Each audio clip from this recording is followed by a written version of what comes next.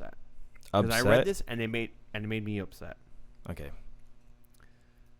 What is it? So this is a Cointelegraph article. It happened today. They released it 8 hours ago. Tether vows to freeze assets after Venezuela looks to crypto to bypass oil sanctions. Wow. That is upsetting. So I read the article, and I'm not here saying Venezuela is a great country. I'm not here saying that their government's the best people in the world. I am not saying none of that. Zero. Well, what I am saying is it's funny and interesting how this whole Web3 started with no government control, no input of government, rebellion to the government. And then we're trying to use, again, a centralized stable coin. Well, that is a key. That is a key.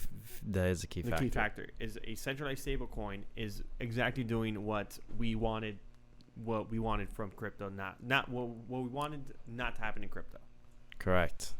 Yeah. And we look at it as like, yeah, it's Venezuela. They're sanctioning a country that already has sanctions. Yeah, it may not be bad right now, but it doesn't necessarily have to stay like that. It can it can go down as easily as the trucker movement in Canada, freezing accounts. The trickle down is one thing leads to the next. Yeah. And one thing leads to the next. It's definitely upsetting to see such a large crypto entity. One of the largest making that stance. That's unexpected. Not outside the realm of possibilities, obviously, because A, it's happening. B, because it is a centralized asset manager to a degree. Like, anytime things are centralized, they can have the opportunity to abuse power. In this case, freezing transactions.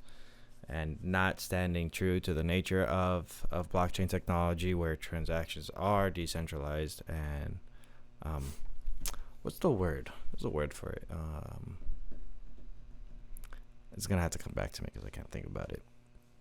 And it's just like it is interesting that Tether took that stance. Yeah, no. I mean, I can see why he did it, because if they don't do it, then the U.S. can go after Tether if they continue to allow them to do it. I see the reasoning. It's upsetting because it is a whole thing of like, I thought the whole thing was this is borderless, this is uncontrollable to a degree, right? Truly non-centralized would be. All I see with censorship resistant. Yeah. All I see with this though is that we now more than ever do need a decentralized stable coin. Yeah. I don't know. I just find it hard to have a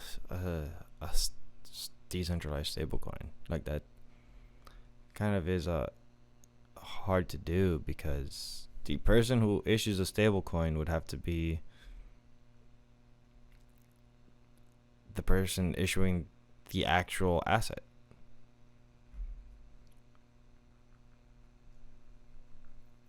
Unless you were to take it in a Bitcoin standard and make the Bitcoin correct gold backing. That's a different case. And I was just thinking about that. Like, unless we get one Bitcoin and then mint out, like, just to use one Bitcoin as a number, one Bitcoin and mint out 1,000, not 1,000, let's say you're not gonna be able to throw out accurate numbers. Yeah, I can't even say doing the math. I was gonna say 100 million, but I just Satoshis. A billion XYZ coin, and like not even XYZ coin, just XYZ. So then a billion XYZ will always equal one Bitcoin. But then again, that's just Bitcoin backed. Satoshis? Yeah, Satoshis are 100 million Bitcoin. But yeah, they're just Bitcoin backed. I think what they're doing, the reason from what I read was the reason they're choosing the dollar is because not the people who they're trading with are not accepting anything else, from the sounds of it. Like, they're going, very few people are accepting Bitcoin, so they can't really do it, so they have to do it in Tether. But it just sucks that they did that. I mean, I'll make sure